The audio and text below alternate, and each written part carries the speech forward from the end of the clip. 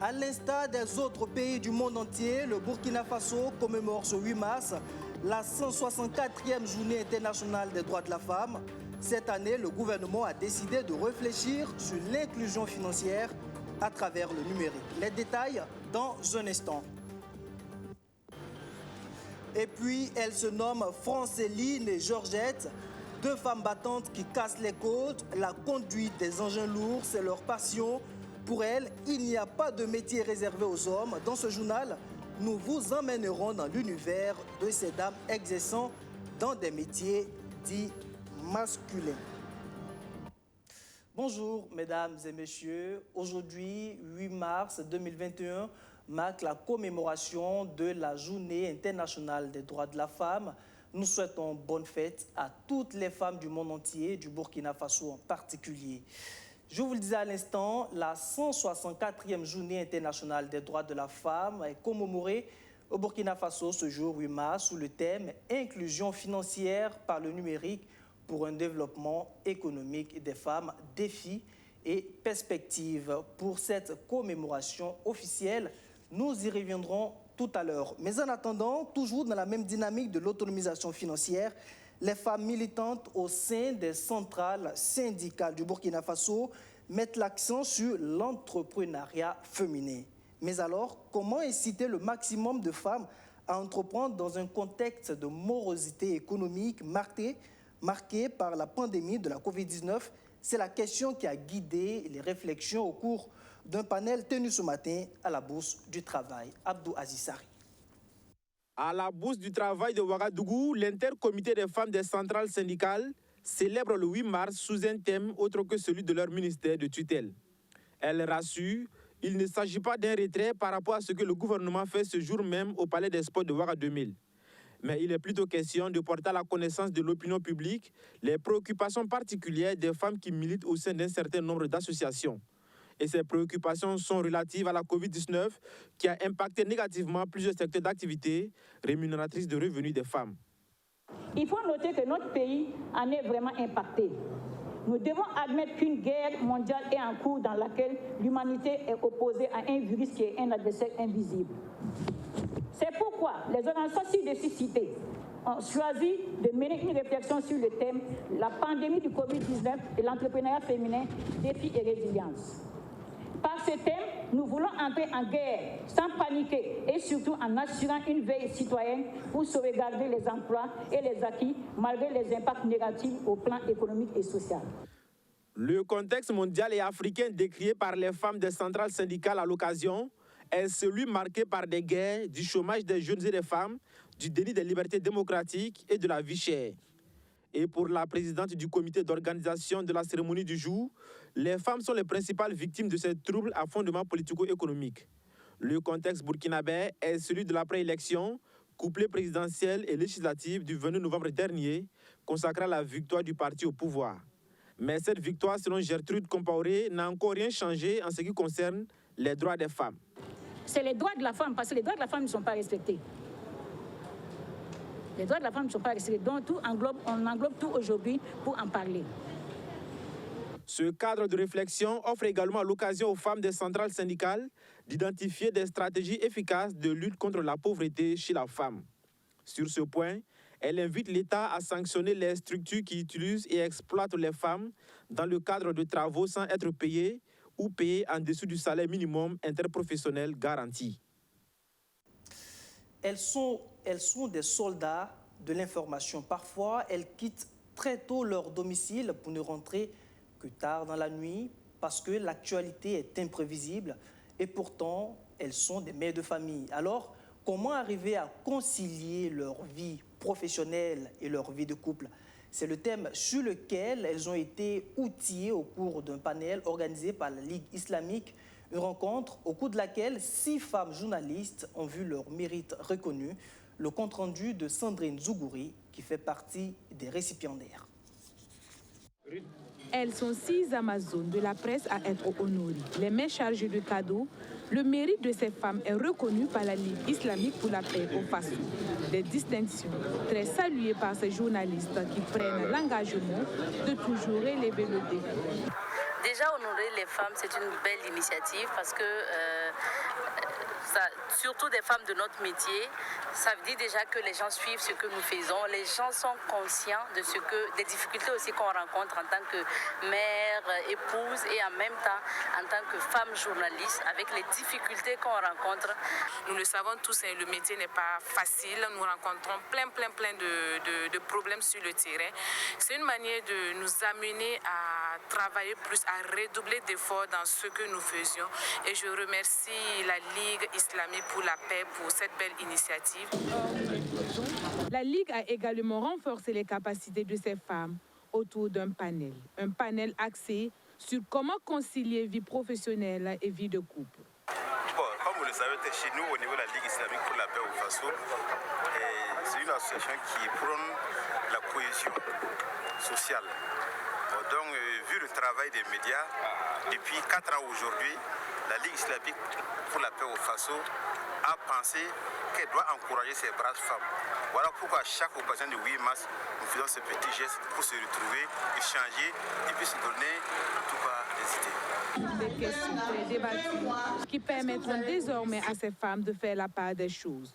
Occasion pour les femmes de médias de faire quelques suggestions.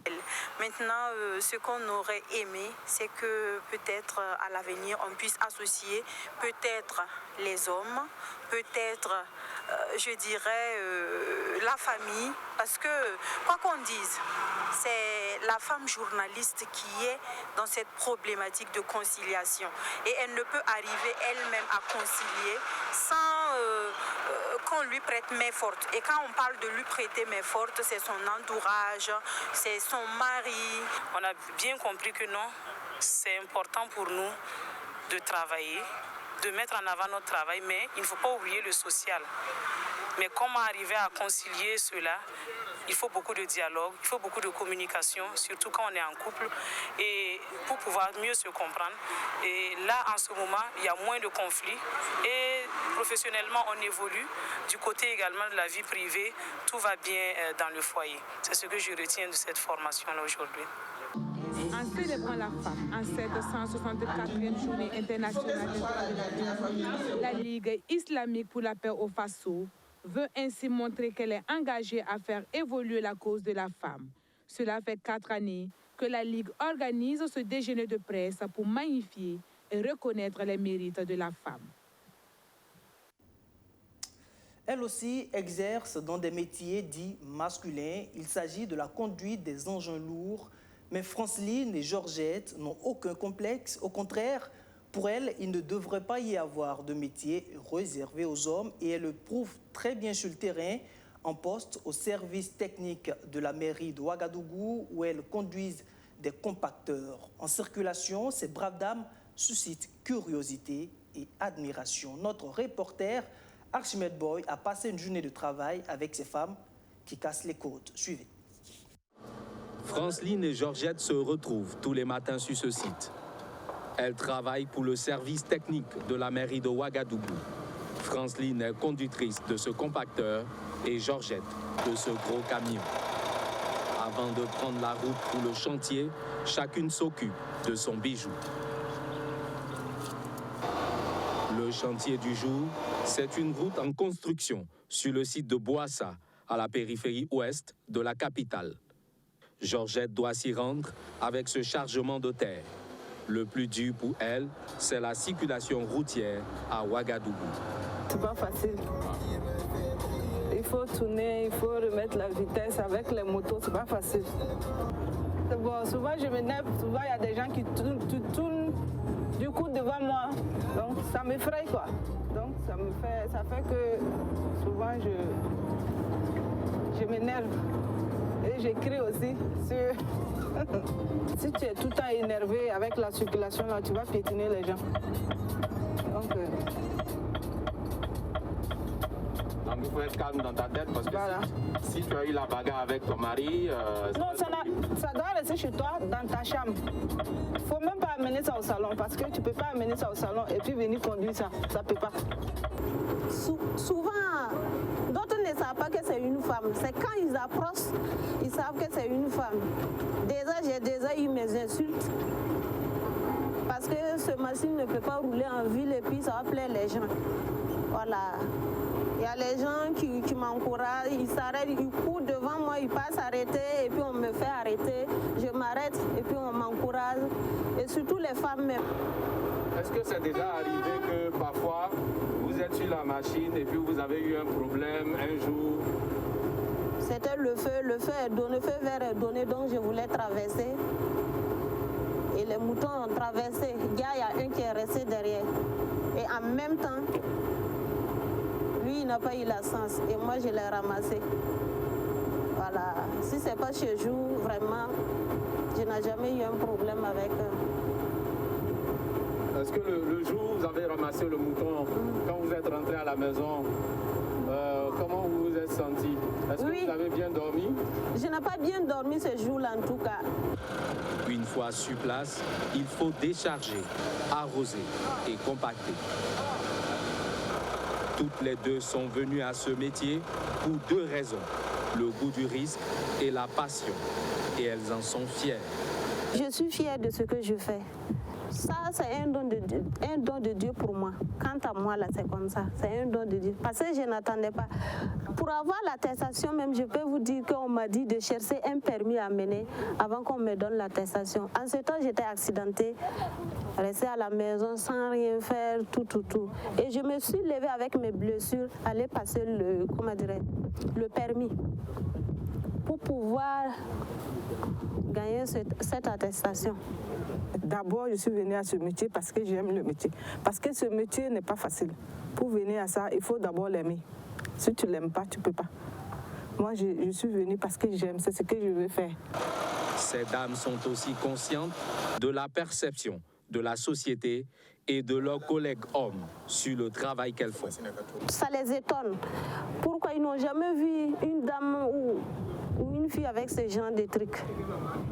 Au Burkina, ici, bon, je peux dire que je suis la première fille à monter cet engin au Burkina, ici, si je ne me trompe pas.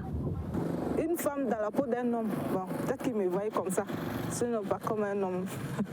Et cette vision, Fidèle, le compagnon de route de Georgette, la confirme. Avec moi, c'est comme si on était pareils, deux garçons. Elle nous confie par ailleurs que sa fille de 11 ans prend plaisir à expliquer sa fonction à ses copines. Bon, souvent en cours, je lui demande, ta maman est conductrice.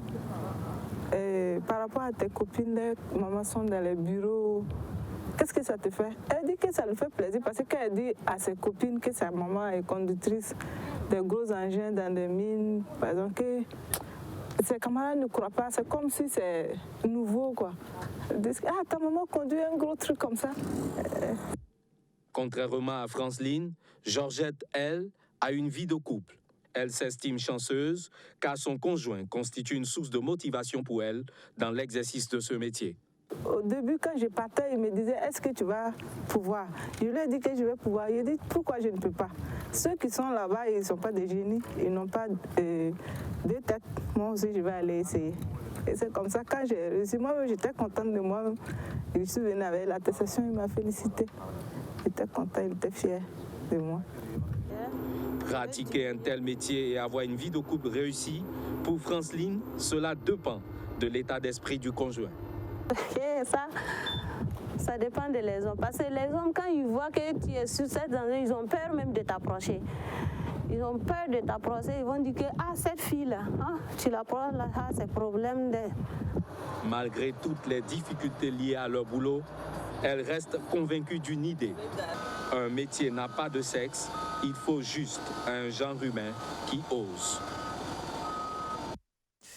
Venons à présent à la commémoration de la Journée internationale des droits de la femme. Le gouvernement burkinabé a décidé de le célébrer sous le thème « Inclusion financière par le numérique pour un développement économique de la femme, défis et perspectives. Il est donc question de l'autonomisation financière de la femme en prenant en compte les opportunités qu'offre le numérique. Mais attention, ne l'oublions pas, cette commémoration se tient dans un contexte marqué par la pandémie de la Covid-19 et la crise sécuritaire au Burkina Faso, et l'autre moitié du ciel n'est pas épargnée par cette double crise. Sur le million de déplacés internes que compte le pays, les femmes représentent 22% des difficultés qu'elles ont égrenées face au gouvernement qui s'engage à y trouver des solutions. Luc Pagbelke.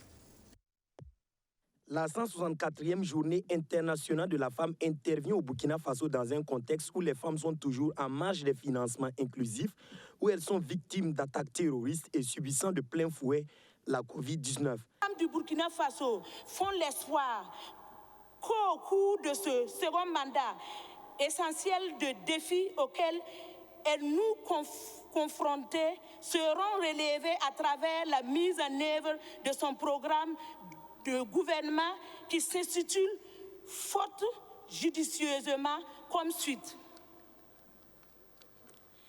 Bâtir avec le peuple d'un Burkina Faso de démocratie, de progrès économique, social, de liberté et de justice. Le ministère en charge de la femme n'a cessé d'œuvrer pour l'épanouissement et l'autonomisation financière de la femme. Des actions ont été posées dans ce sens, mais beaucoup reste à faire. L'objectif visé à travers ce thème est de promouvoir auprès des femmes l'utilisation des services financiers numériques. Il s'agit plus spécifiquement de présenter aux femmes les services financiers numériques disponibles ainsi que leurs avantages. D'inciter les femmes à utiliser les services financiers numériques dans leurs transactions courantes, présenter les possibilités que le e-commerce offre ainsi que ses avantages dans un contexte de défis sécuritaires et sanitaires. Chères sœurs, chères femmes battantes, vous devez désormais apprendre à vivre avec cette pandémie. Et couplé de cette crise sécuritaire que connaît notre pays. Les femmes ont besoin de crédit pour investir selon la stratégie nationale genre du Burkina Faso. La demande est forte avec une offre limitée. L'accès des femmes au système bancaire reste plus difficile que celui des hommes. Cette tendance, les partenaires techniques et financiers se disent prêts à aider le Burkina Faso à l'inverser.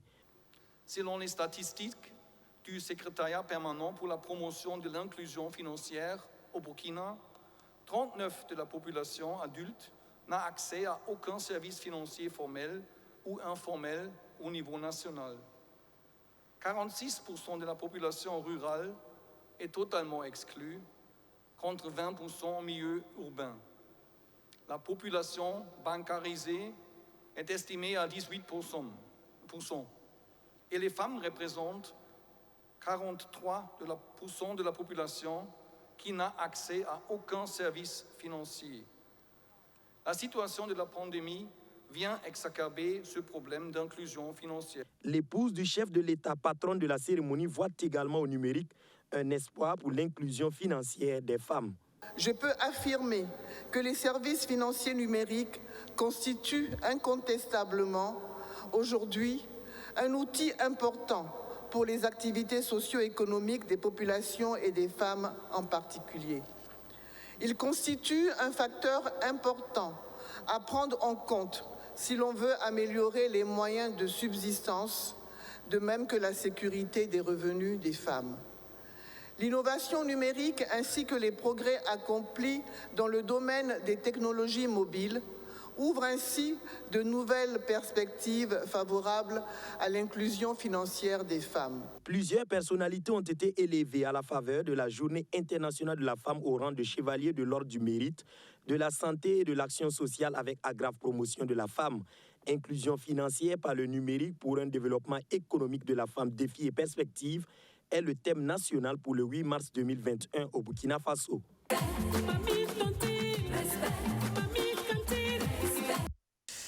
Ce sont des mots qui frappent de plein fouet la gente féminine. Les cancers du sein et du col de l'utérus. Au Burkina Faso, ils ont touché près de 4000 femmes en 2018. Dans le dispositif de riposte, la CAMEG veut jouer sa partition En prélude à la commémoration de la Journée internationale des droits de la femme, la centrale d'achat des médicaments a organisé une journée de dépistage de ces deux cancers. Les détails avec Bessogré, John Williamson. Face au cancer du sein et du col de l'utérus, la CAMEG dit stop. En prélude à la commémoration de la Journée internationale de la femme le 8 mars, la centrale d'achat des médicaments a fait le choix d'organiser une journée de dépistage des cancers du sein et du col de l'utérus au profit de ses agents. Pour freiner le fléau que représentent les cancers à travers le monde et plus particulièrement au Burkina Faso où 2517 cas de cancer du col de l'utérus et 1436 cas du cancer du sein ont été diagnostiqués en 2018, la CAMEG ne veut absolument pas rester en marche. Nous avons voulu mener cette activité-là pour accompagner le gouvernement et puis le ministère de la Santé et le ministère aussi de la Promotion de la Femme pour contribuer autant que l'on peut, puisque la CAMEG est engagée dans la promotion de la santé, c'est participer et donner notre contribution à ces soins qu'on accorde à la femme. Voilà, donc c'est quelque chose qui tient à cœur à la CAMEG, puisque nous sommes fournisseurs, distributeurs de médicaments de santé. Donc participer aussi à ces activités-là de soins qu'on administre à la femme, c'est également aussi une de nos perspectives en tout cas. Cette opération de dépistage a été organisée en collaboration avec des partenaires intervenant déjà dans ces campagnes. Parmi eux, on peut citer MCI Cœur qui a offert un exposé sur les mesures de prévention et les risques liés à ces différents cancers. Nous avons démontré que plus c'est traité, c'est découvert tôt, plus plus il y a survie, plus le pronostic n'est pas trop dangereux. Si bien que nous invitons les femmes à faire ce dépistage périodique-là pour faire de ces maladies dangereuses une affaire banale qui peut se soigner avec 1000 francs, 2000 francs. Agents ou épouses des travailleurs de la CAMEG, les femmes n'ont pas manqué de satisfaire au rendez-vous. C'est que ça nous a permis de découvrir vraiment les profondeurs de la chose. Nous la prenons vraiment superficielle, mais maintenant on a vraiment su l'importance de la maladie. Nous sommes vraiment heureuses et nous disons un grand merci à la CAMEG. Je suis venue parce que j'ai trouvé qu'elle était très bénéfique pour nous, les femmes de la CAMEG, de se faire dépister et de découvrir les inconvénients de certaines maladies telles que les cancers de l'utérus et les cancers du sein. À travers cette campagne, la CAMEG avait surtout suscité et favorisé les réflexes de l'autopalpation et du dépistage précoce chez la femme afin de contribuer à la réduction du taux de mortalité lié au cancer féminin au Burkina Faso. Tout autre chose à présent, et nous parlons culture, mais aussi politique, avec ce livre au titre très évocateur, Débâcle et espoir d'une république, un ouvrage de l'écrivain Zakaria Gengane, dédicacé le week-end dernier. L'œuvre dépeint l'instabilité d'un pays africain post-indépendance. Les détails avec Kwame Hervé Dapa. 221 pages d'une intrigue qui retrace les tourments d'un pays africain de l'après-indépendance, la République démocratique de Gangla, dirigée tantôt par un dictateur, puis par un nationaliste et un autre encore, minée par les coups d'État aussi, traversée parfois par des soulèvements. On a tenté et essayé donc de peindre cette situation en mettant en place une autre intrigue qui est une partie que représente Dabo, qui est le héros donc, de ce roman-là, avec le mouvement démocratique populaire, qui vont se battre pour changer les choses. Effectivement, il va payer de sa propre vie, mais in fine, l'espoir va naître. De quelle manière? Pour le savoir, il faut lire Débâcle et espoir d'une république. C'est le titre du roman de Zakaria Gengane. Dans la débâcle, le côté débâcle, il y a effectivement les droits humains qui sont bafoués, des droits humains qui sont mis en rude épreuve. Et effectivement, le temps manque pour vous déceler, pour vous égrener effectivement ces cas de droits humains. La question de la corruption est aussi une bonne partie. J'ai même dit que ça vaut 45% de l'œuvre. Un cocktail de dénonciation où figure en bonne place le rôle des puissances coloniales montré du doigt dès la page de couverture. Vous avez une Afrique bien pleine, ou du moins à moitié pleine. C'est nos richesses. C'est parce qu'on ne va pas bien, vous avez les feuilles de cacao, baril de pétrole, il y a le diamant, il y a l'uranium. En fait, c'est un échantillon de la richesse africaine, puis j'exprime. Et vous voyez que ça a été pompé. Par qui? Il y a une grue de pompage. Avec là, c'est des chars. Des chars. C'est-à-dire que pour ce pompage-là, ben, il a fallu effectivement créer des guerres, tuer des honnêtes personnes, etc., etc. Et justement, vous voyez la position, c'est bien l'Europe, l'Occident européen. Néocolonialisme, despotisme, crimes de sang, crimes politiques, crimes économiques, corruption, entre autres, sont les fils conducteurs de ce livre très engagé, dédicacé ce samedi en présence de parents et amis, mais aussi de personnalités telles que le contrôleur général d'État Luc Marius Ibriga de la SELC et de Chrysostome Zougmouré du MBDHP. Un tour dans le monde rural avant de refermer ce journal. Le gouvernement qui veut faire de la mécanisation de l'agriculture son cheval de bataille. En fin de semaine dernière, le ministre en charge de l'agriculture a remis des tracteurs et des intrants agricoles aux producteurs de certaines communes des régions du centre-nord et du Sahel, du matériel financé par la coopération italienne à travers le projet de renforcement de la résilience des populations à l'insécurité alimentaire. Au cours de cette sortie, Salifou Ouedraogo a également inauguré des plateformes multisectorielles. Une plateforme multifonctionnelle pour les femmes de Bani, un village situé à une trentaine de kilomètres de Dori. Une infrastructure qui vient leur enlever une épine au pied. Désormais, elles pourront plus facilement écraser leurs céréales grâce à ces moulins à moteur, mais pas que. Et également, cette plateforme-là va les permettre de pouvoir avoir l'éclairage. Et cet éclairage va permettre de créer un espace économique où les femmes pourront échanger et même permettre aux enfants qui vont à l'école de pouvoir étudier avec l'éclairage qui sera créé. Officiellement inaugurée ce 5 mars, cette plateforme multifonctionnelle a coûté 10 millions de francs CFA. Au regard de son utilité, indique le ministre, la même infrastructure sera construite à Koria, un village situé à une dizaine de kilomètres de Dori. L'entreprise en charge des travaux présente ici le plan de réalisation aux autorités gouvernementales et locales. C'est également la même entreprise qui va construire le bouli dans cette localité. Un point d'eau qui permettra à la quarantaine de bénéficiaires des parcelles aux alentours de pratiquer la culture de contre-saison. L'initiative est saluée par le maire de Dori. Et dans le contexte dans lequel nous sommes aujourd'hui, on peut se dire que c'est ce genre d'investissement qui contribue à ramener la sécurité dans notre pays. Parce que vous permettez à des milliers de populations de gagner dignement leur vie chez eux, en toute dignité, en toute responsabilité, et à contribuer à l'essor au niveau de notre pays. Les travaux ont été officiellement lancés par le ministre de l'Agriculture. Délai d'exécution, 3 mois. Le séjour de Salifou Ouedraogo au Sahel et au Centre-Nord a été également rythmé par des remises d'intrants et d'équipements agricoles aux producteurs de ces deux régions. 2 tracteurs pour 2 communes du Sahel et 4 autres destinés à autant de communes de Kaya. Cela rentre dans la vision du chef de l'État, le président Roch Marc Christian Kaboré, de pouvoir intensifier la mécanisation agricole au niveau du Burkina Faso afin d'accroître notre production. Et c'est dans ce cadre-là que le gouvernement italien, à travers l'agence de coopération italienne, a financé ce projet à environ 2 milliards de francs CFA. Le projet, on a la chance seulement d'intervenir dans 4 communes ici et 2 dans la région du Sahel. La plaidoirie a commencé en ce sens que si nous avons la possibilité de couvrir toute la région, les 2 régions où nous intervenons déjà, si toutes les communes deviennent désormais bénéficiaires, nous souhaitons une extension sur d'autres régions.